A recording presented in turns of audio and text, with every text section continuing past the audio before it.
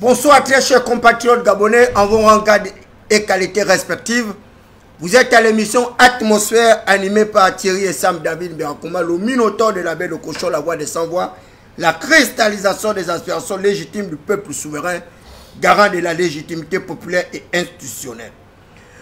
L'émission Atmosphère a pour caractère pédagogique, un caractère didactique, un caractère de moralisateur de la vie publique. Et là, vous avez celui-là que vous connaissez très bien, la mastodonte politique du Gabon, Gérard Yembi. Gérard Yembi qui vous avait déjà retracé l'itinéraire de son père et qui avait été escamoté par un certain nombre d'acteurs politiques mafieux et qui ont fait croire au plus grand nombre de personnes à travers une historicité mal conçue, prétextant que le père de Gérard Yembi aurait été celui-là qui avait utilisé des phrases telles que le Gabon était un pays patateux, manioqueux, bananeux, sous un soleil à Nyangoulou. Malheureusement pour eux, ils ont encore le fils de ce digne héritier de la province de Langounier, qui en réalité était un véritable acteur politique étatique brillant, intelligent, mais les gens avaient voulu peindre l'image de ce compatriote. Donc à cette émission Atmosphère, vous aurez également l'occasion de connaître qui était le père de Gérard Yembi, ancien vice-président de la République gabonaise. Monsieur Gérard Yembi, comment allez-vous? Je vais très bien. Qu'est-ce que vous pouvez encore dire à titre posthume par rapport à votre père et qui a été dépeint comme un analphabétisé, un déscolarisé, alors que nous le savons très bien que votre père était quelqu'un qui avait beaucoup de dons, beaucoup de talents et qu'il était quand même assez intelligent par rapport à l'atmosphère qui prévalait à cette époque-là. Non, mais à cette époque, il faut dire que Paul-Marie Yembi déjà était ministre de l'agriculture, donc de la production agricole à l'époque. Il était ministre de la justice, il était ministre de la fonction publique, il était député, conseiller territorial, et puis pour finir, vice-président de la République. Et Paul-Marie Yembi, dans son jeune âge, était à Lambaréné, n'est-ce pas? Il a fait son cursus normal, il a eu le CEP à l'époque, le CEP comme on dit indigène, et puis après il s'est retrouvé dans les affaires, donc il était gérant de SHO, un peu l'équivalent de CECADO aujourd'hui. Lorsque Léon Ba s'est rapproché de lui, ils ont monté ensemble le BDG et il a été élu conseiller territorial, député, n'est-ce pas, maire de Mouila avant d'être vice-président de la République. Mais qui est-ce qui aurait pu justement justifier cette histoire sombre où on a peint votre père comme un déscolarisé, comme un illettré, comme un marginal? Mais comment est-ce que quelqu'un qui n'avait aucun diplôme pouvait être ministre de l'agriculture, ministre de la justice, ministre de la fonction publique, jusqu'à être vice-président de la République? Comment, qu'est-ce qui peut justifier une telle instrumentalisation de l'histoire politique de notre pays? Bon, à cette époque, j'avoue que nous n'étions pas encore nés, donc ça veut dire qu'on n'a pas beaucoup de détails. Mais ce qui est sûr, c'est que lorsque Paul-Marie Yembi était aux affaires, il s'est comporté dignement, il a défendu avec abnégation, avec patriotisme, les intérêts du Gabon. Et puis nous avons, aujourd'hui, moi j'ai une partie de ses mémoires, où, n'est-ce pas, il a écrit de sa propre main. Je puis vous assurer que les expressions qui ressortent sont vraiment des expressions assez soutenues. Le langage est soutenu, donc je ne comprends pas un peu tout cet acharnement. Bon, Monsieur Gérard Yembi, moi je comprends parfaitement l'acharnement contre votre père parce que moi j'ai également eu l'occasion de rencontrer un certain nombre de personnes dans mes activités politiques et l'un d'eux était allé même jusqu'à me dire que votre père avait été trimballé dans un véhicule prétextant qu'il aurait utilisé des fétiches pour nuire au chef de l'État de l'époque, son Excellence Omar Bongo Ediba. Et la personne me disait que c'était une vaste machination, une opération de destruction de votre père parce qu'il avait justement tout ce qu'il fallait pour pouvoir succéder au président Léon Ba et être le prochain président de la République gabonaise. Malheureusement, non pas la nature, mais des éléments incontrôlés avaient décidé autrement pour que ce soit la trajectoire destinale d'Omar Bongo Ediba qui puisse être rehaussée au sort justement de la mort du défunt président Léomba. Bon, moi je peux vous confirmer tout ce que vous êtes en train de dire, je confirme parce que déjà en 1972 ou 73, j'étais encore à l'école primaire, je commençais à peine au CP et on est venu me prendre un matin, j'étais en train de me laver avec mes amis à la plage, la DGR est venue me prendre, je n'avais que 7 ans. Ils m'ont emmené à la DGR et ils m'ont gardé là-bas pendant 2 semaines. Je dis bien, j'avais 7 ans. On est en mars 1971 ou 72, je ne sais pas. Ils m'ont gardé pendant 2 semaines parce que simplement mon père avait des problèmes avec Omar. Je n'avais que 7 ans. Imaginez un enfant de 7 ans que vous gardez à la DGR pendant 2 semaines. C'est ce que j'ai subi à cause des problèmes que mon père avait avec Omar Bongo. Donc imaginez la suite. Mais monsieur Gérard Yembi, on peut imaginer la suite. D'ailleurs, j'ai un portrait robot. Suivez bien, vous qui nous suivez sur l'ensemble du territoire national et international. Vous voyez bien, regardez bien ce visage-là, regardez bien cette mastodonte politique.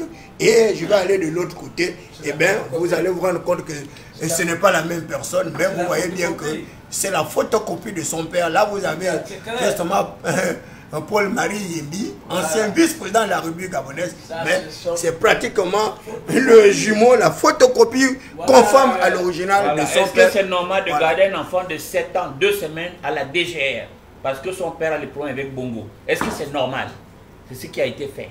Voilà, donc c'est ce qui a été fait. Nous allons revenir justement sur l'actualité.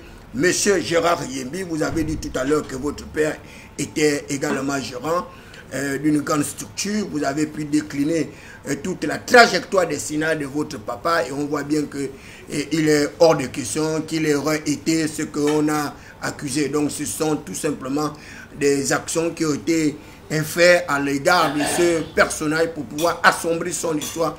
Mais Dieu merci, Brice Koto Oligui Nguema, au travers justement de son leadership, était allé du côté d'Indende pour réhabiliter la mémoire de votre père. Et aujourd'hui, Brice Koto Oligui Nguema, qui s'érige en véritable pôle attractif du pays. Qu'est-ce que vous pouvez dire à l'égard justement de cette reconnaissance formelle du détenteur actuel de pouvoir, Brice Koto Oligui Nguema, à l'égard de votre père, alors que nombreux sont ceux-là qui ont pratiquement tout fait pour continuer à ternir l'image de votre père, même à titre posthume?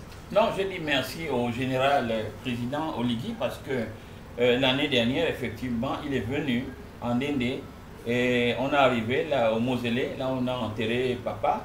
Il a honoré de sa présence, n'est-ce pas, mon père, il est venu, on l'a accueilli et puis les choses se sont très bien passées. Vraiment, je dis merci au général président parce que c'était pour nous un honneur pour la famille, parce que toute la famille était présente. Et ce fut un moment émotionnel, un moment extrêmement important, n'est-ce pas, pour la famille. Merci encore au général pour ces moments. Merci, merci, merci au général. Monsieur Gérard Yembi, qu'est-ce qu'il représente le symbolisme de la date du 30 août 2023 pour vous? Considéré comme la date de la révolution populaire pour certains, d'autres parlent de coup de liberté, d'autres parlent de révolution du palais, mais pour vous, cette date symbolise quoi en réalité? Oh là là, la date du 30 août, je vous assure, c'est une date historique, c'est une date importante, c'est une date même émotionnelle, parce que ce jour, il était 3 h du matin, lorsque je reçois un coup de fil. On m'a demandé de regarder la télévision. J'ai vu le CGE qui était en train de proclamer le résultat. Quelques minutes après, des militaires sont intervenus à la télévision pour nous dire qu'il y avait un coup de force, un coup d'État, un coup de libération. Je suis resté jusqu'à 9 h. Je n'ai pas pu dormir parce que pour moi, c'était un moment extrêmement important. On a vu le 30 août les Gabonais sortir. L'enthousiasme. C'était un moment extrêmement important, un moment de la libération du Gabon. Donc le 30 août pour nous symbolise un moment historique, n'est-ce pas, dans le curseur des événements qui ont suivi, n'est-ce pas, comment on appelle, le développement de notre pays. Tout à fait. Voilà, c'était un moment important parce que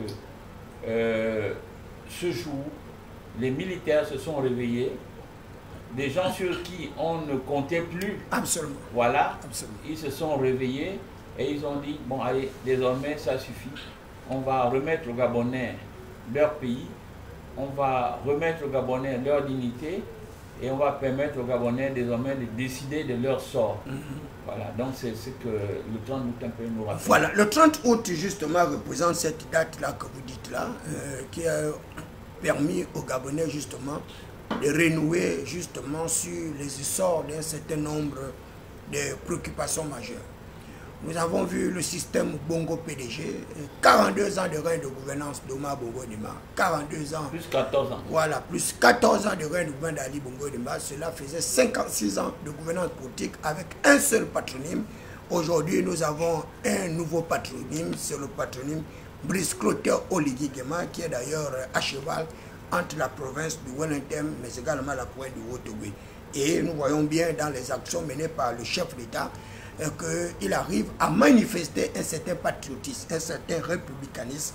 Nous sommes à une année, avec plusieurs autres mois, de la période de transition. Quel bilan, de manière objective, pouvez-vous faire à l'endroit justement des forces de défense et de sécurité actuellement, mais beaucoup plus à l'endroit du gouvernement de Brice Clotaire Oligui Nguema, mais également de sa propre modeste personne?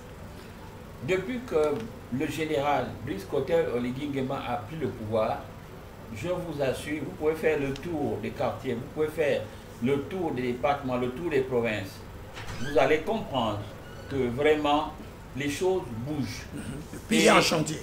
Les choses sont en chantier et comment on appelle, et l'impression des gens est positive. C'est-à-dire que les gens ont une très bonne impression de ce qui s'est fait. Maintenant, s'il faut partir du bilan, on part du 30 août. Déjà le 30 août, il y a le coup de la libération.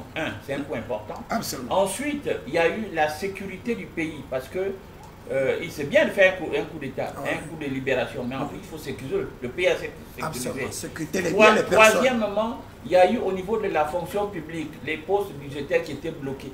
Ils ont débloqué les postes budgétaires. Il y a eu près de 20 000 postes budgétaires débloqués, y compris en une année, avec les régularisations. Les situations pour moi, le paiement des rappels sur sol. Il y a eu le paiement des rappels sur sol. Voilà. Pour l'arrimage pension retraite des retraités.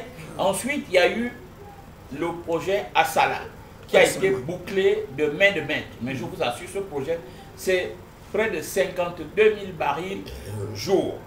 Mais comment est-ce que vous justifiez justement... C'est 25% de la production. Mais M. Gérard Yembe, il y a encore un autre acteur économiste comme vous, qui est non de moindre, et disait que l'opération d'Assala aurait été une véritable supercherie financière. Et d'ailleurs, c'est le professeur Ondorosa qui le dit, qui a d'ailleurs été reçu par le chef d'État il y a quelques jours. Est-ce que cette opération est une opération qui va permettre justement au pouvoir public d'avoir des dividendes, qui va permettre au pouvoir public d'accélérer le processus de croissance, mais également de l'appropriation de l'économie de notre pays, tel qu'elle avait déjà situé le chef d'État lors de son discours le 17 août 2024? Laissez-moi vous expliquer.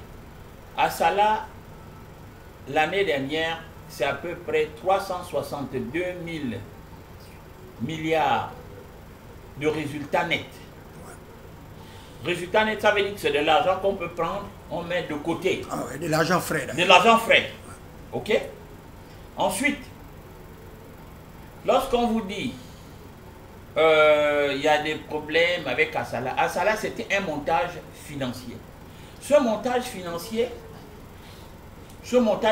a permis de faire en sorte que le Gabon désormais paye à peu près 12 millions, entre 12 millions et 20 millions par mois. Ok? Entre 12 millions et 20 millions chaque mois. N'est-ce pas? Au fonds qui nous a permis d'acquérir Assala. Parce que le fonds qui nous a permis d'acquérir Assala a dépensé à peu près 700 milliards pour qu'on acquiert Assala. Ensuite, lors du remboursement, le modèle qui a été mis en place, c'est de dire, bon, chaque mois, on va vous rembourser entre 12 et 20 milliards pour apurer, n'est-ce pas, cette dette. Tout à fait. Voilà, donc ce qui fait qu'au bout du remboursement de la dette, on va rembourser à ce fonds à peu près 800 milliards. C'est-à-dire qu'on a pu obtenir à peu près 700 milliards pour acquérir à Salah, mais on va rembourser au bout à peu près 800 milliards. Donc, ça veut dire que c'est à peu près 100 milliards d'intérêts. Oui, au moins la société nous revient. La société nous revient. Oui, c'est une espèce de nationalisation. Est-ce que vous voyez, c'est à peu près 100 milliards d'intérêts qu'on rembourse, mais au bout, on a cette société. Et puis, on a d'autres choses qui nous reviennent. On a la maîtrise de notre pétrole. Maintenant, au niveau national, on a 25% de la maîtrise de notre pétrole. C'est pas mauvais. Non, ce n'est pas mauvais. Voilà, c'est une très bonne opération sur le plan financier, sur le plan de la production, sur le plan en matière de développement. Et puis derrière, il y a la RSE et tout le reste. Même en matière de gestion des ressources humaines, puisqu'on a pu sauvegarder quand même un certain nombre d'emplois des Gabonais. Donc voilà, il faut bien comprendre ça. Tout à fait. C'est-à-dire qu'on a pris un fonds qui nous a aidé à financer, et nous, chaque mois, on rembourse entre 12 et 20 milliards pour ce fonds, mais au bout, on va rembourser, c'est-à-dire on a pris 700, mais on va rembourser 800, donc il y a à peu près 100 milliards d'intérêts, mais c'est quand même un investissement qui nous revient. Absolument. Et qui va courir sur plusieurs années. Absolument. Okay? Et ce remboursement, il est prévu seulement sur 5 ans. Donc les 5, 10, 15, voilà, prochaines années, c'est nous qui allons en bénéficier. Et c'est 52 000 barils jour, ça veut dire 25% de la production nationale. Donc ça veut dire que le pays ne pourra pas souffrir d'absence de cash à cause de ça. Comprenez ça très bien. Voilà. Il faut que vous le compreniez très bien. Je voudrais vous rappeler que M. Gérard Ayembi est expert comptable. Hein? Un expert comptable certifié, non pas les experts comptables dont on a vanté les mérites sur les réseaux sociaux Facebook avec aucune expérience pratique. M. Gérard Ayembi, en votre qualité d'expert comptable, est-ce que vous pouvez également nous situer un peu les itinéraires que vous avez parcourus dans votre métier d'expert comptable et nous donner un peu, où est-ce que vous avez obtenu vos diplômes? Est-ce que c'est des diplômes certifiés ou bien c'est des diplômes contrefaits ou bien c'est tout simplement la validation d'acquis comme Très bien. Non, pour vous dire, j'ai fait le lycée technique. Après le lycée technique, j'ai eu le bac G2. Bac G2, je suis allé à l'Institut de gestion, comme tout le monde. J'ai terminé l'Institut de gestion. Ensuite, je suis allé en France. Pour aller continuer, on appelle ça l'INTEC, l'Institut national des techniques économiques et comptables. Depuis l'INTEC, on m'a recruté dans une grande entreprise qui était en France et qui a une filiale au Gabon. Depuis là-bas, la France. Ils m'ont dit, écoute, on te recrute ici, mais tu vas t'occuper de la comptabilité de la filiale. Donc je suis venu, je me suis occupé de la comptabilité de la filiale. Pendant que je m'occupais de la comptabilité, je continue à faire ma formation en termes d'UV, d'expert comptable. Absolument. Donc j'ai continué, j'ai fait la filiale. Ensuite, quand j'ai terminé avec la filiale, je suis allé à BICIG. J'étais cadre financier à BICIG avec d'autres jeunes qui m'ont vu. Ensuite, je suis parti de BICIG. Je suis allé à Sogec où j'ai occupé le poste de chef comptable. Donc j'ai terminé à Sogec, j'ai fait le concours pour être à BGFI. Nous étions plus de 300 et on a retenu 5 bonhommes. Parmi les 5, je faisais partie du meilleur. Donc je suis allé à BGFI comme cadre financier. Je suis resté à BGFI pendant 4-5 ans. Ensuite, quand j'ai terminé à BGFI, je suis allé à Move Gabon, toujours cadre financier. Ensuite, je suis allé à Sobraga comme directeur de la comptabilité. Je suis resté encore 4-5 ans à Sobraga. Lorsque je suis sorti de Sobraga, j'ai mis en place un cabinet, donc un cabinet d'expertise comptable. Absolument. Voilà, donc depuis ce moment, j'anime ce cabinet d'expertise comptable. Mais monsieur Gérard, les entreprises, les PME à gauche et à droite. Voilà un peu bon parcours. Mais monsieur Gérard Ayembi, mais qu'est-ce qui a motivé un tel acharnement justement de votre personne pour faire d'aussi brillantes études, alors que je le rappelle que les gens ont dit que votre père était analphabétisé et avec toutes les souffrances que votre père avait vécues, et d'ailleurs il est décédé à une période quand même assez sensible. Comment vous avez fait pour arriver justement à obtenir de tels diplômes qui vous permettent aujourd'hui de véritablement honorer la mémoire de votre défunt père? Oui, lorsque mon père est décédé, c'est en 1978, je peux vous assurer, j'étais à l'école urbaine, j'étais encore à l'école primaire, Mes collègues à l'époque, c'était Toutoumaï Jean Gaspard, qui est aujourd'hui directeur général la dette. De la dette. Voilà, c'était un de mes collègues. On était ensemble. Donc aujourd'hui, lorsque vous demandez à Toutoumaï, Gérard Yembi, il vous dira que c'était un des meilleurs de notre... voilà, donc à l'époque, je fais partie effectivement des meilleurs. Et puis, j'ai continué comme tout le monde. J'ai fait mon parcours, comme je vous expliquais tout à l'heure. Donc voilà, il n'y a pas de secret. Voilà, il n'y a pas de secret, mais ici, nous sommes là à l'émission Atmosphère pour dire toute la vérité à l'ensemble des compatriotes gabonais. Monsieur Gérard Yembi, nous allons rentrer proprement dit dans votre domaine. Le domaine d'expertise comptable, le domaine justement voilà, le domaine de la gestion, voilà, le domaine économique. Vous savez très bien comment que John Maynard Keynes, à l'époque de la reconstruction justement du monde, avait mis ce qu'on appelle la politique keynésienne. Une politique keynésienne qui consistait à la relance justement de la croissance économique à partir de la politique des grands travaux. John Maynard Keynes. Il y a également un autre économiste qui parlait de la politique de la relance croissance économique à partir justement de la consommation et l'autre à partir de l'impulsion sur les politiques monétaires. Donc vous avez les politiques monétaires, vous avez les politiques budgétaires, les politiques monétaires avec l'école de Friedman, avec voilà, les politiques de monétarisme. Est-ce que par rapport à la situation politique et économique soit de notre pays, nous sommes en phase véritablement de rentrer dans ce processus de croissance, dans ce processus de relance de la croissance économique de notre pays? Oui, oui, très bien. Très bonnes observations.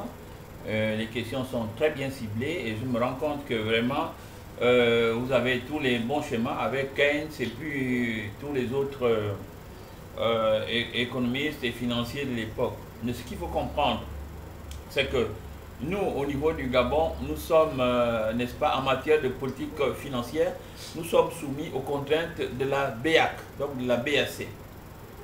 Et au niveau de la BAC, il y a des administrateurs, des grands administrateurs, ce sont des hommes, des politiques français. Donc ce sont des hommes politiques français.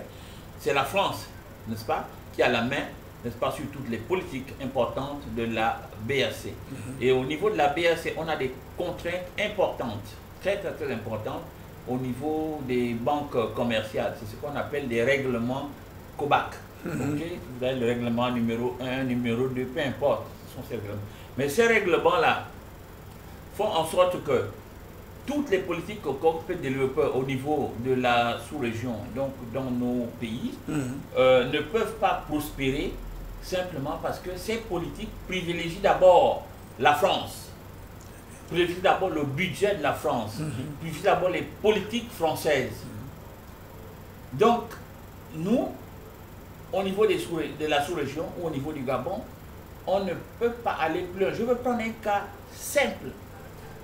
C'est-à-dire que les engagements, lorsqu'une banque commerciale doit mettre des engagements financiers sur le marché, cette banque ne peut pas dépasser 20% du PIB de l'année dernière.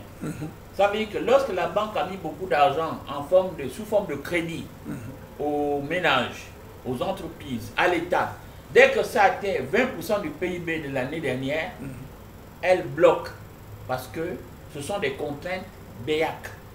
Ce sont des contraintes qui viennent de la France. Mais pourquoi la France fait ça? La France fait ça parce qu'elle ne veut pas que nos pays développent des entreprises qui vont venir concurrencer les filiales des entreprises françaises qui se trouvent à l'intérieur de notre territoire. Du Gabon. Mais ça là, c'est nous de dire que nous, on ne veut plus de ces politiques-là. On ne veut plus de ces contraintes-là. Nous voulons que nos entreprises se développent, qu'on finance notre développement. Mais tant que la France aura la même mise sur nos banques, nos banques centrales, parce qu'il y en a deux. Il y a une en Afrique de l'Ouest, là, la BCAO, et une au niveau de la BAC. Tant que la France aura la même mise sur nos banques centrales, on ne pourra pas aller loin en matière de politique de développement. Voilà, vous dites bien que tant qu'on n'aura pas résolu la question justement monétaire, il va être difficile pour nous d'arriver justement à développer notre pays. Il vous souviendra également que à l'époque, dans le cadre de la lutte contre justement les déficits budgétaires de notre système étatique, le Fonds monétaire international, le FMI, avec la Banque mondiale, la BAD et le Club de Paris et autres, avaient préconisé ce qu'on appelait les PASS, les programmes d'ajustement structurel. Ces programmes d'ajustement structurel qui consistaient au désengagement de l'État de l'activité productive et les privatisations. Et d'ailleurs, Barreau Chambrier était le conducteur de ce programme de privatisation avec le sénateur Nkembo, donc l'ancien Premier ministre, avec mon frère Centurel Ngoma Badongo. Est-ce qu'à partir de l'analyse objective que vous venez de faire, il est possible pour les peuples africains de véritablement accélérer le processus de développement de leur pays sans véritablement se passer de ces programmes d'ajustement structurel qui, en réalité, on se rend compte que ne tiennent même pas compte des difficultés auxquelles sont confrontées les populations. Bien, vous parlez tout à l'heure des programmes d'ajustement structurel. Aucun programme d'ajustement structurel édicté ou proposé par le FMI n'a développé un pays dans le monde. Aucun. Et ça, tous les programmes que le FMI a imposés aux pays, que ce soit africain ou ailleurs, n'ont jamais développé aucun résultat. Donc, à partir de ce moment, vous comprenez que tous ces programmes, ce sont des programmes qui sont faits pour soumettre les pays. Tout à fait. Ok. Aujourd'hui, on a eu, on a un programme, avant même le coup d'État sur 3 ans. C'était un programme sur 300 et quelques milliards. Ils ont décaissé la première tranche, deuxième, troisième tranche. Ils ont du mal à décaisser. Ils ont commencé à faire le chantage. Donc, ils ont commencé à faire le chantage. Aucun programme du FMI n'a développé un pays dans le monde. Aucun. Même la Grèce, qui s'est retrouvée en difficulté à essayer d'aller vers le FMI, ça n'a pas pu marcher. Le FMI, c'est ce qu'on appelle un prêteur en dernier ressort, un peu comme au quartier. Imaginez, vous avez des problèmes, vous allez à la banque la banque va vous aider, vous faites quoi? Vous allez au quartier, vous allez avoir le gars qui va vous prêter, vous dit, bon, on vous donne 100 000 et à 40 ou 50%. Vous voyez comme on dit la roue. Mais la roue là, ça va vous amener où? Nulle part. Nulle part. C'est pareil avec le FMI. Donc laissez-moi l'histoire du FMI. Moi, si j'étais aux affaires, ou ministre de l'économie et des finances, je ne traiterais jamais, je dis bien jamais, avec le FMI. Voilà. Je prendrais le FMI, je mettrais le FMI de côté, parce que le FMI ne peut pas venir nous aider. Le FMI n'a aucun programme qui peut nous aider. Ce n'est pas possible. Voilà, vous faites bien de le dire, et là nous rentrons dans le vif du sujet. François Rostow vous disait que le sous-développement des pays développés le sous-développement des pays sous-développés est la conséquence du développement des pays développés. Bien. Et il prenait des exemples, comme vous le dites, que tous ces programmes-là n'ont jamais aidé les populations à pouvoir sortir de leur situation de pauvreté, de population. Et il allait plus loin, en disant qu'il y avait 3 secteurs d'activité qu'il avait identifiés. Le secteur primaire, le secteur secondaire et le secteur tertiaire. Et d'ailleurs, il le dit clairement que tous les pays qui se sont développés ont commencé d'abord par respecter la hiérarchisation typologique de ces secteurs. Très bien. À savoir que vous ne pouvez pas arriver à un développement tant que vous n'avez pas pu réussir à développer le premier secteur qui est le secteur primaire. Et d'ailleurs, vous-même les politiciens, vous dites que ventre affamé n'a point d'oreille. Il vous souviendra d'ailleurs, pour vous le rappeler, que Gérard Yembi est également président du mouvement M60, un parti politique où il se situe actuellement au centre. Bien. Et M. Gérard Yembi, il y a eu ce qu'on appelait la révolution agraire qui a été impulsée par Mao Tse-tung au niveau de la Chine.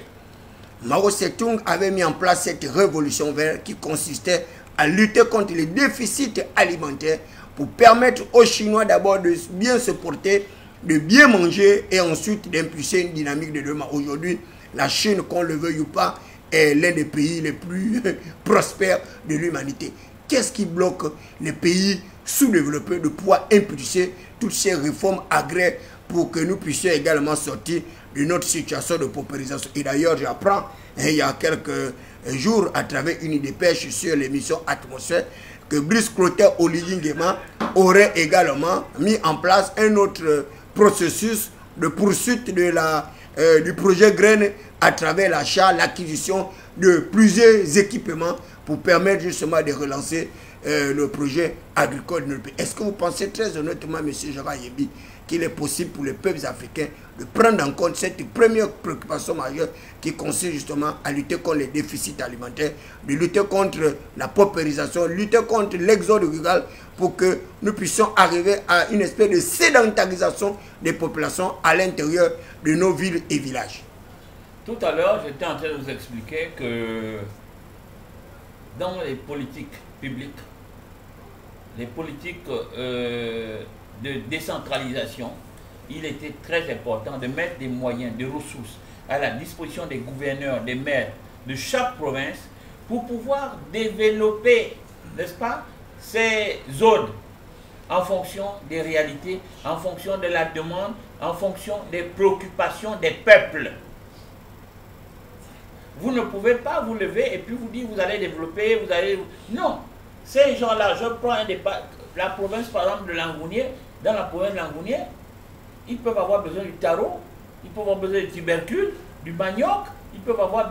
Mais il faut que ça vienne de ces gens-là. Oui, on a vu de Vongia développer il faut que ça vienne la rizière, là, voilà, là-bas. justement la culture du riz. Si on décentralise au niveau du budget, on dit on va prendre 100 milliards, on met par province, ça fait 900 milliards. Je vous assure que les problèmes d'agriculture, les problèmes d'industrialisation, les problèmes d'infrastructure, les problèmes d'eau, d'électricité, tout ça, ça va être réglé.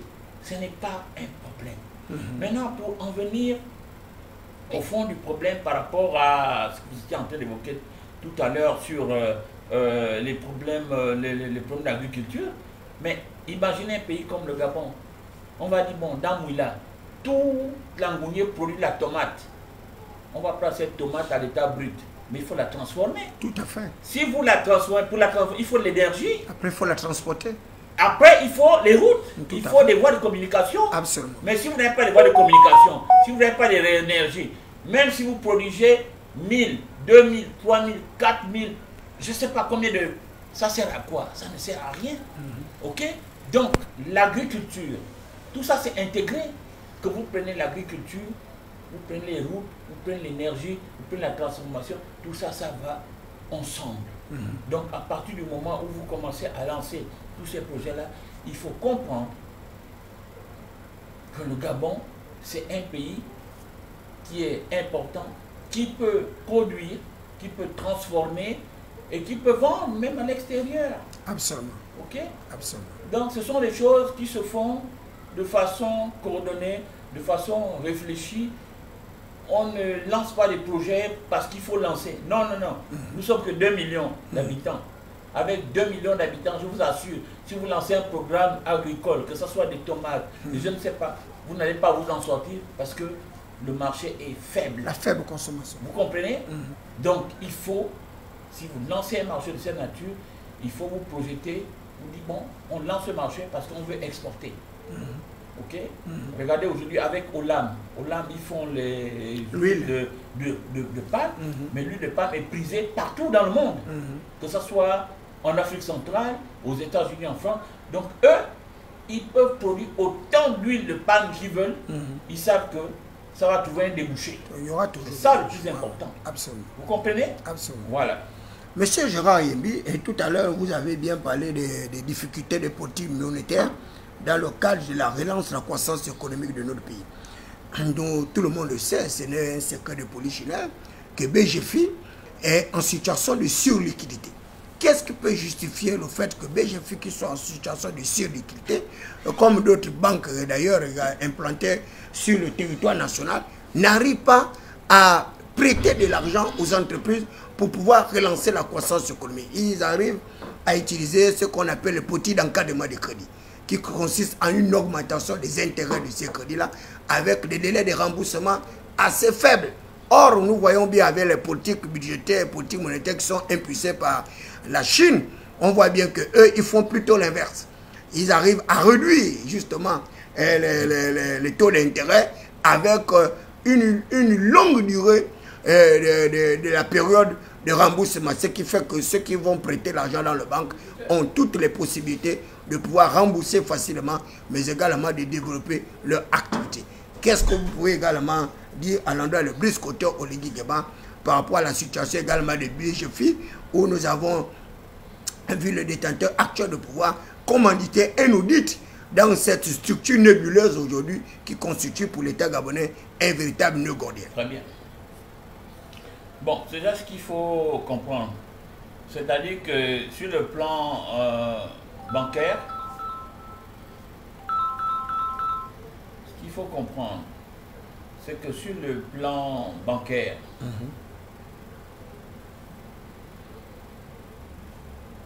lorsqu'on met en place des engagements, il y a des contraintes. Et ces contraintes, en général, tournent autour de ce qu'on appelle les risques. Tout à fait. Est-ce que le financement qu'on va mettre en place, telle structure, va présente pouvoir un risque rembourser à temps? important? Oui, absolument. Si le risque est important, ça veut dire que le taux d'intérêt va être élevé. Ah, d'accord. Si le risque est moins important, ça veut dire que le taux d'intérêt va sera être moindre. S'il n'y a aucun risque, ça veut dire que le taux d'intérêt sera carrément nul, insignifiant. comme le fait la C'est Chine. ça d'abord qu'il faut sur le plan bancaire. Ça, c'est bien. Okay? Ouais. C'est une réglementation qui est générale et qui est, voilà, qui est très partagée. Ouais. Maintenant, lorsqu'on revient au niveau de BGFI, qui est une banque patriote et qui est une banque qui fait la fierté du Gabon. Tout à fait. Voilà, c'est une banque qui finance beaucoup de projets, surtout les projets étatiques. Okay, que ce soit les routes, l'énergie, les infrastructures, tout ce qui est BGFI s'occupe beaucoup des gros projets. Parce que tous les gros financements qui concernent le développement du Gabon, BGFI est présent. BGFI est présent sur tous les grands financements qui concernent le Gabon. Parfois, BGFI le fait seul, parfois BGFI le fait en pool bancaire, c'est-à-dire qu'appelle BICIC, appelle UGB, appelle OURA, dit bon, on va se mettre en pool pour financer, mais BGFI est toujours présent dans les grands financements. Ça, c'est ce qu'il faut retenir. D'accord. Maintenant, par rapport aux, comment on appelle, aux appréhensions, ou bien ce que les gens pensent par rapport à BGFI, mais BGFI, c'est une structure qui est d'abord privée. Les gens sont venus, ils ont apporté leurs fonds, leur apport dans le capital social, que ce soit financier ou en termes de... parce que l'apport peut être financier, ou il peut être, c'est-à-dire qu'il peut être numéraire, ou il peut être en nature. Parce que les gens ont apporté, donc ils ont des actions, donc ils sont actionnaires dans BGFI. Mais BGFI, moi j'étais directeur à BGFI, j'étais au contrôle de tout ce qui est comptabilité, je regardais comment ça marche. BGFI est assis sur des normes. Très bien. Tout le fonctionnement BGFI est propre. Je vous dis bien, il est propre. Il est assis sur des normes et des normes vraiment... Certifiées. Bah oui, oui, certifiées.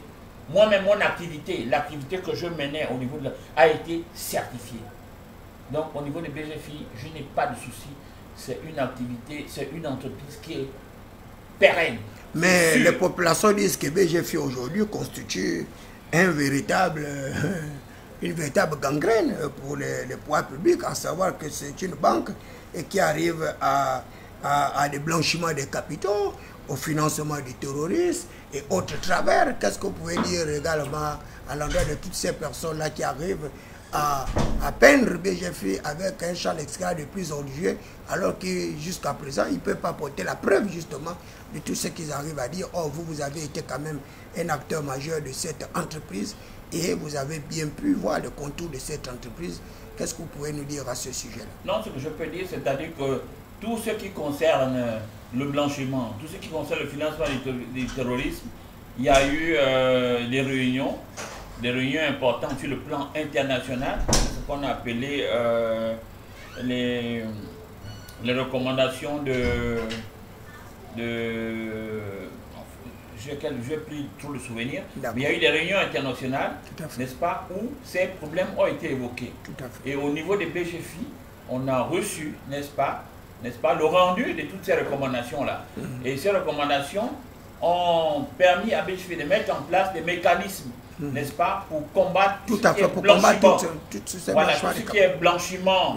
Tout ce qui est blanchiment. Et circulation illégale, d'ailleurs. Tout ce qui est blanchiment et de tout ce qui est ressources ou revenus ou argent qui sort, n'est-ce pas, de tout ce qui est illégalité ou Voilà, il y a beaucoup de process au niveau des BGFI qui combattent tout ce qui est illégal, tout ce qui est blanchiment, tout ce qui est, comment on appelle, argent qui vient par exemple de la drogue, de la criminalité.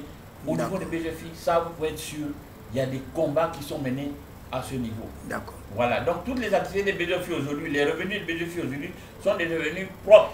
Ce n'est pas des revenus qui viennent de l'argent sale. Ça, vous pouvez être rassuré. D'accord. Monsieur Jean Yembi, il y a un autre problème qui est en train de secouer la toile actuellement.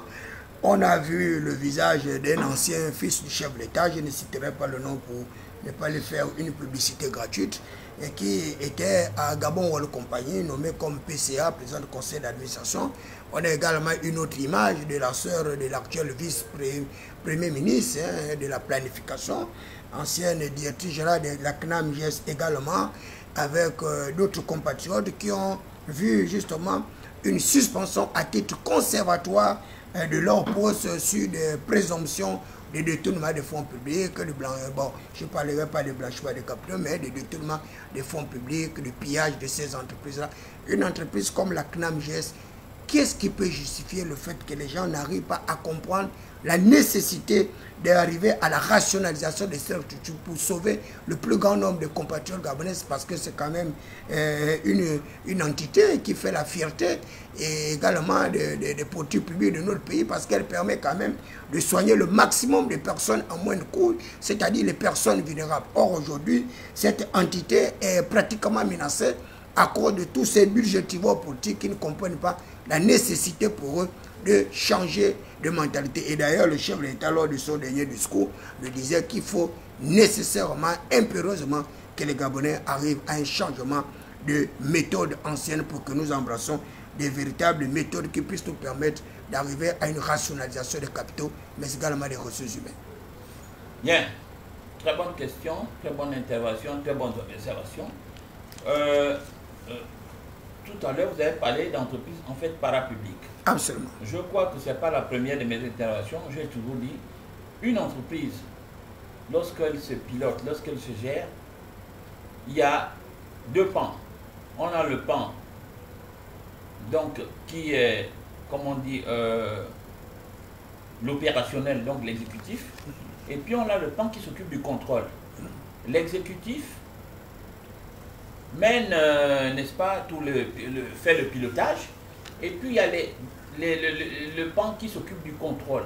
J'ai dit pour les entreprises parapubliques, il faut à peu près que tous les 3 mois, qu'il y ait un contrôle de toutes les activités de la direction générale qui concernent surtout les aspects de trésorerie. Parce que lorsque vous laissez les gens avec de l'argent frais, conduire, si vous venez 2 ans après, vous allez constater des dérapages. J'ai dit tous les 3 mois, les entreprises parapubliques doivent être contrôlées sur le plan de la trésorerie. Pour construire la trésorerie, ce n'est pas compliqué. C'est simple. Je vous assure, vous n'avez pas besoin de prendre un expert comptable de mon acabit ou bien, je dis, vous prenez les relevés, tous les relevés bancaires du 1er janvier au 31 décembre, par exemple 2004, vous prenez tout ce qu'il y a eu comme événement au niveau de la caisse, vous les mettez sur la table et vous pointez simplement, il y a eu telle entrée d'argent. L'entrée d'argent a servi à quoi? Telle sortie, telle sortie. Les sorties là, ça concerne quoi? Ça.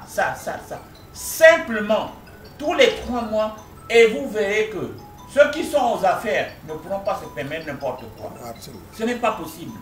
Ok? J'ai dit, tous les 3 mois, il faut suivre, il faut contrôler, il faut veiller à la trésorerie de chaque entreprise. C'est tout ce que j'ai dit. Ça, c'est le 1. Maintenant, on a parlé du cas de la CNAMGS. Mais le cas de la CNAMGS, c'est d'abord le compagnie CNAMGS. Gabon et compagnie, voilà. La CNAMGS, c'est pas compliqué. La CNAMGS, quels sont les partenaires de la CNAMGS? Comment gérer la CNAMGS? Comment piloter la CNAMGS? 1. On a les pharmacies. Quelle est la dette de la CNAMGS vis-à-vis des pharmacies? Il faut l'évaluer. Dès que vous l'avez évalué, vous dites aux pharmacies, bon, la dette fait par exemple 1 milliard. Sur les 1 milliard, on va vous payer tant par mois. Voilà, ça c'est la dette.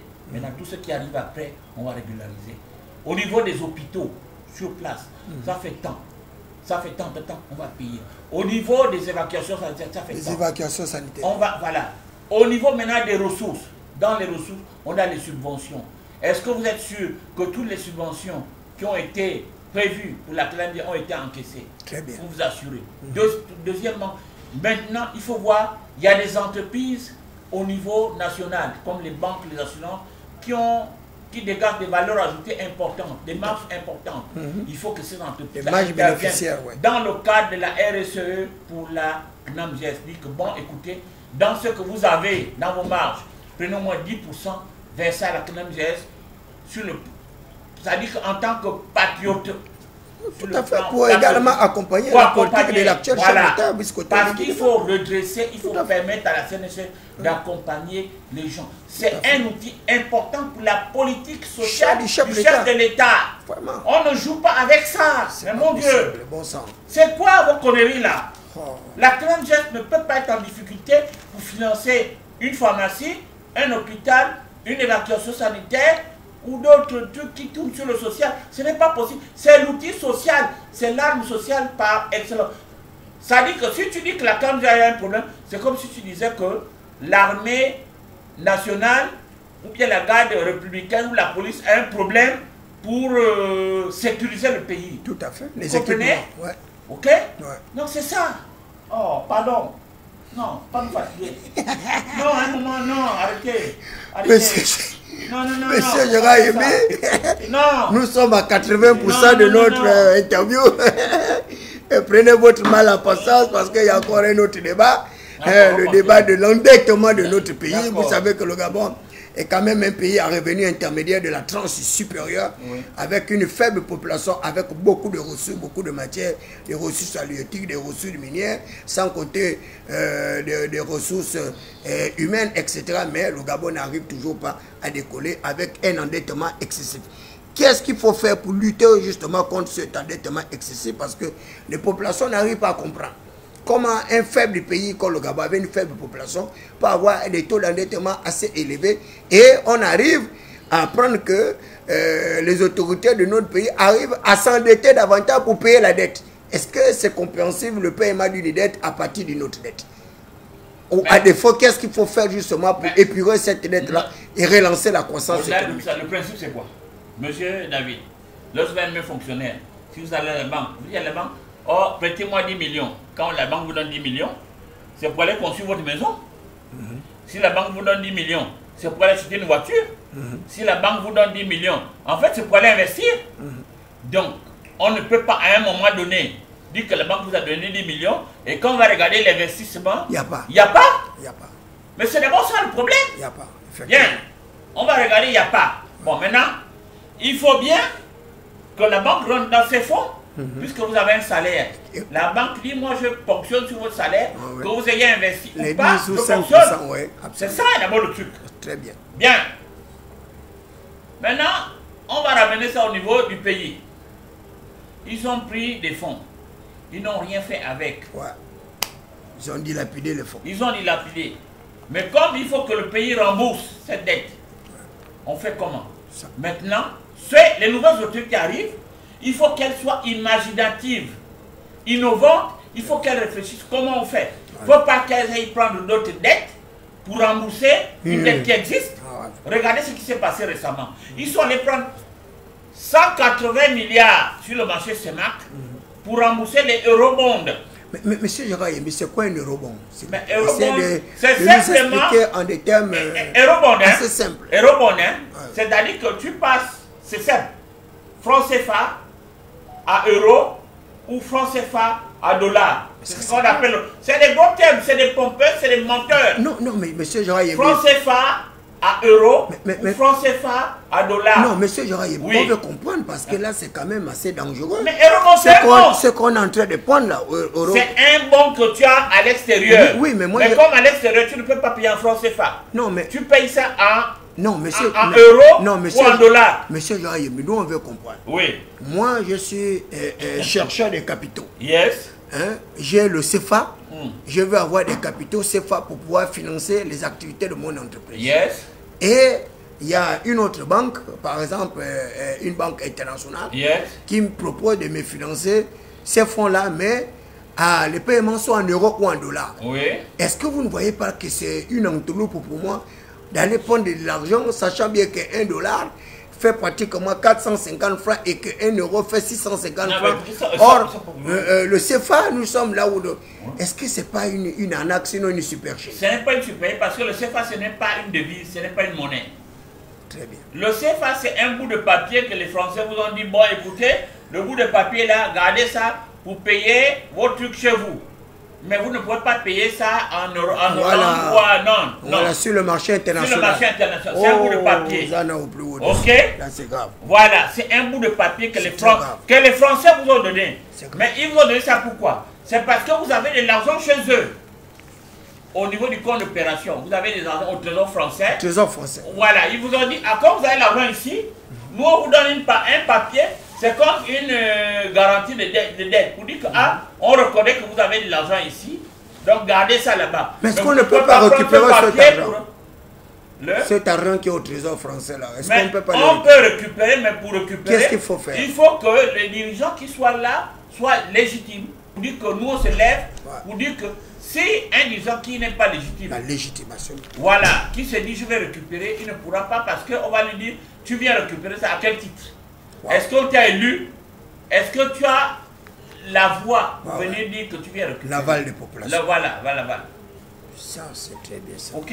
Alors là, monsieur. Donc, c'est pour vous dire, je reviens pour dire que les eurobonds, c'est seulement pas, au lieu de dire CFA, on dit dollar ou dit euro. Maintenant, cet argent-là, qui est là-bas, qu'on nous a donné, et on n'a rien fait avec, il faut rembourser. Mais pour rembourser ça, il y a des dates. Si on arrive à la date et qu'on ne rembourse pas la date, on va se retrouver à ce qu'on appelle un défaut de paiement. Si on a un défaut de paiement, dès qu'il y a le défaut qui est déclaré, toutes les autres organisations seront... Imagine que David, tu dois par exemple à David, tu lui dois 10 000. À la fin du mois, tu le rends. Si tu ne le rends pas à la fin du mois, il dit à l'autre d'abord, tu n'as pas rendu l'autre. Tout le monde sera au courant. Tu fais comment? Tu es mal barré parce que si tu vas encore demander, il dit, oh, mais même à lui, tu n'as pas rendu. Mauvais payeur. Voilà, tu es un mauvais payeur. Et quand tu es un mauvais payeur, ça va circuler partout. Tu es mauvais. Donc, mieux, il faut que tu ailles prendre à gauche, à droite pour. Et c'est aujourd'hui, on dit au ministre de l'économie ceci. Mais est-ce que ce n'est pas possible de lutter contre l'endettement en améliorant justement le système de collecte de fonds, les recettes et même notre organisation économique à l'intérieur de notre pays? Mais justement. Puisqu'on peut arriver à une véritable économie diversifiée, aller dans la transformation pour que nous quittions d'une économie de rente à une véritable économie de production. Est-ce que les nouvelles autorités ont ce souci-là de véritablement sortir le pays de cette situation de paupérisation et d'endettement? Ils ont le souci, sauf qu'au niveau de l'économie de transformation, on ne peut pas transformer sans énergie.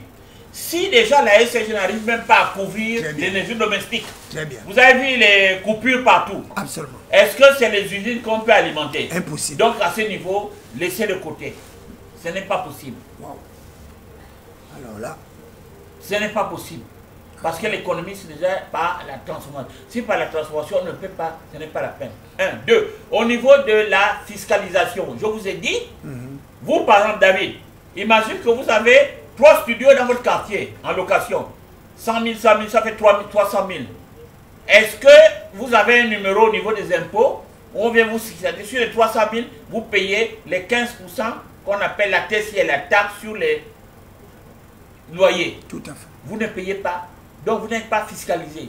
Ça veut dire que vous prenez 300 000, vous ne c'est pas fiscalisé, vous ne payez rien à l'État. Donc au niveau de l'informel, s'il ne faut pas un effort pour récupérer tout ce qui est dans l'informel, pour formaliser ça, pour fiscaliser ça, on ne peut pas. Les seules solutions, c'est d'abord, 1, de fiscaliser, 2, comme vous avez dit tout à l'heure, au niveau de la transformation, ensuite, vous allez voir que ça va un peu. Mais vous ne pouvez pas prendre un bon chez tel, pour aller régler un autre bon.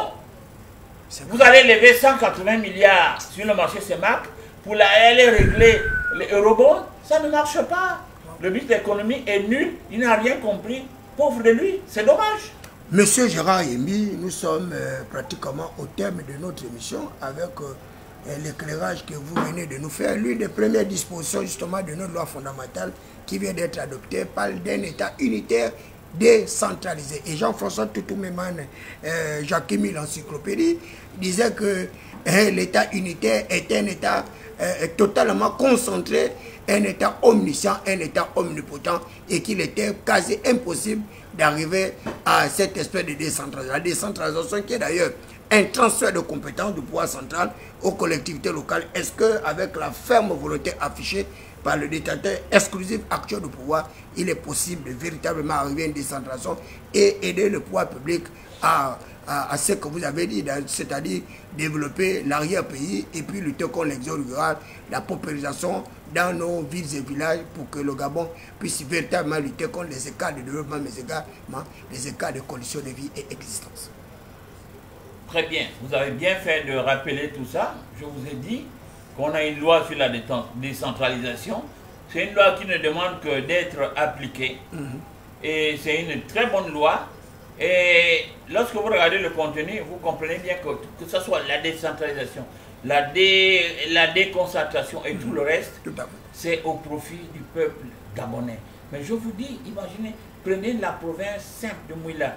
Vous prenez le gouverneur Moula, le maire, vous mettez 100 millions à disposition, 100 milliards à disposition de Mouila. Vous dites, bon, nous, au niveau de Mouila, on veut que vous faites de l'agriculture, que vous transformez, que vous faites ceci, que vous faites cela. Avec les 100 milliards sur 5 ans, je vous assure que tous ceux qui sont à Mouila, tous les habitants, personne n'aura envie de revenir à Libreville parce que simplement à Mouila, on aura toutes les communautés, on aura les emplois, on aura l'énergie, on aura tout ce qu'il faut. Prenez dans toutes les provinces, c'est pareil. Donc aujourd'hui, la solution de nos pays, c'est ça, c'est la décentralisation. C'est la solution pour pouvoir régler les problèmes économiques, sociaux de notre pays.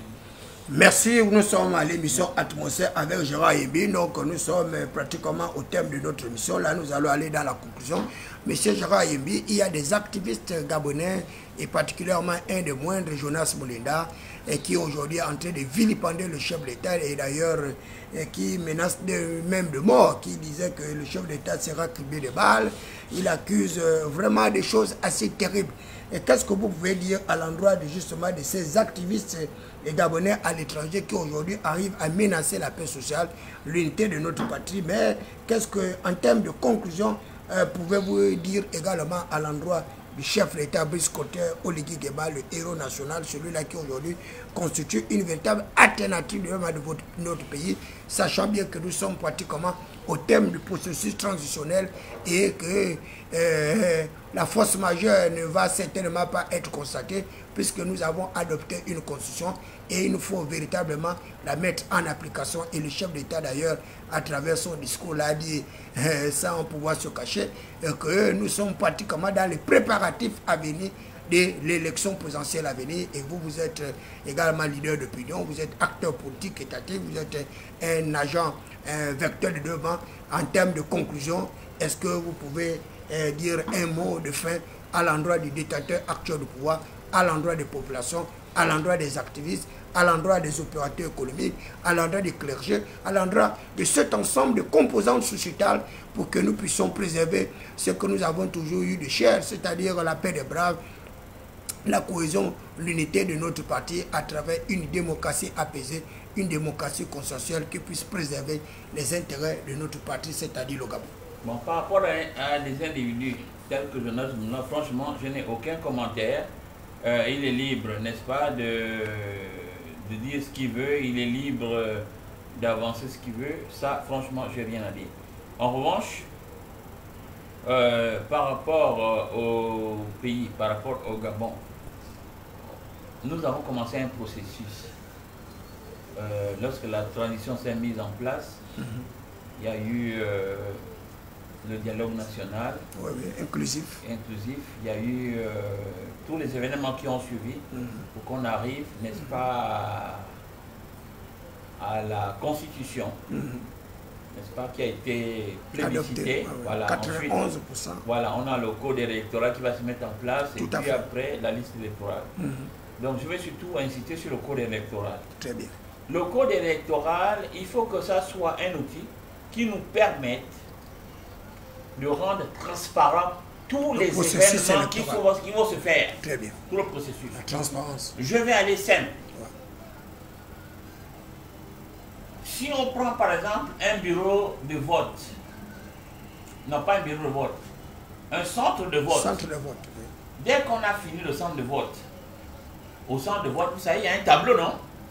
On dit tel a eu tant, tel a eu tant, tel a eu tant. Ensuite, il y a une fiche. Le procès verbal. Procès verbal.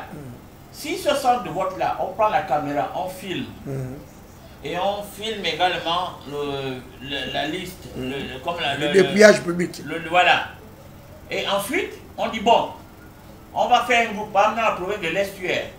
On va dire, on va mettre le président, on va mettre le gouverneur, on va mettre le... Centralisation des résultats. Voilà. On va faire un forum. Tout ça là, on envoie dans le forum. Centralisation des résultats. Centralisation, voilà. On envoie vidéo, photo, on envoie là-dedans.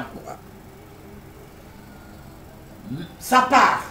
Ensuite, même quand le document là va aller là-bas, quel que soit quelqu'un, on va dire, oh, donnez le document de vote où tout le monde est consort. On dit non, il y a eu une vidéo, l'élément de contrôle. Voilà, il y a eu un... Vous voyez que là, l'élément transparence, crédibilité est assuré.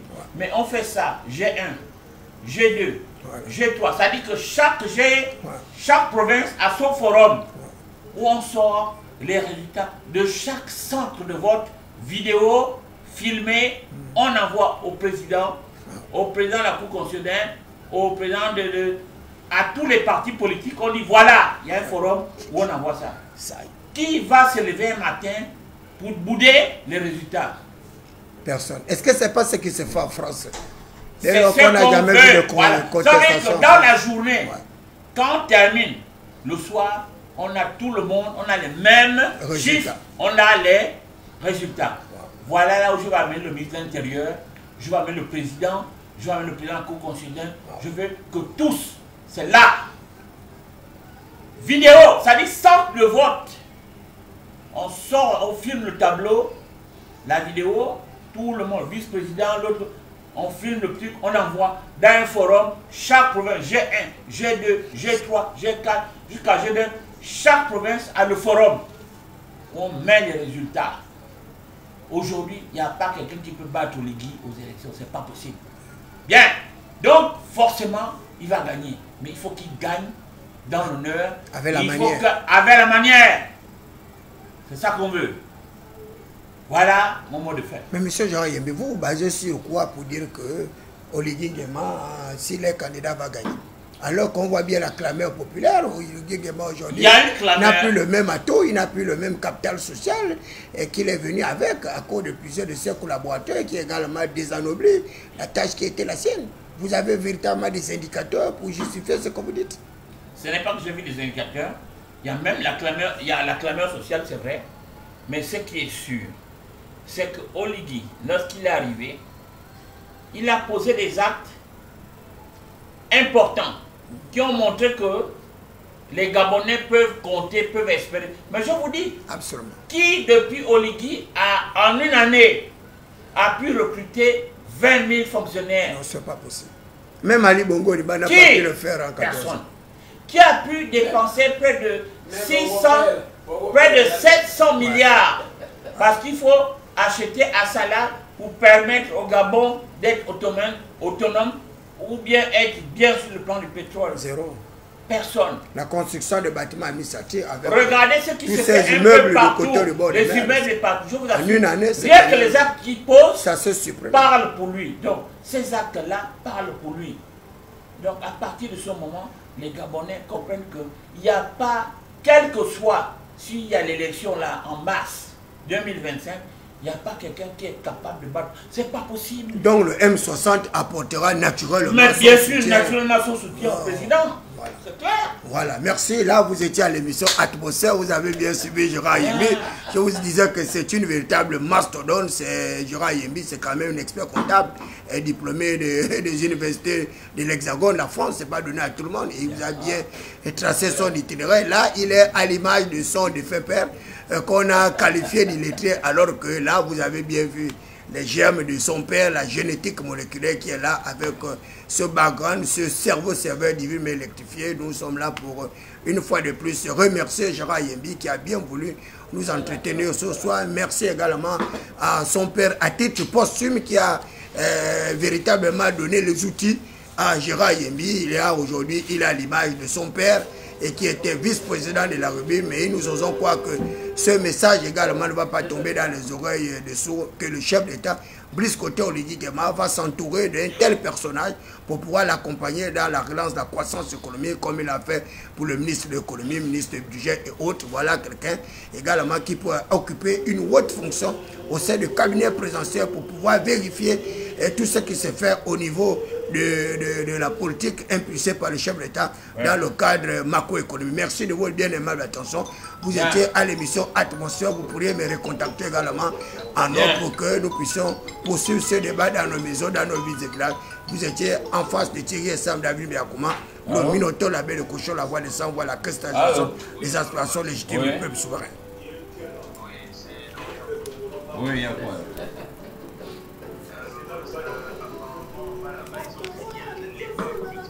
Oui, il a fini à quoi maintenant?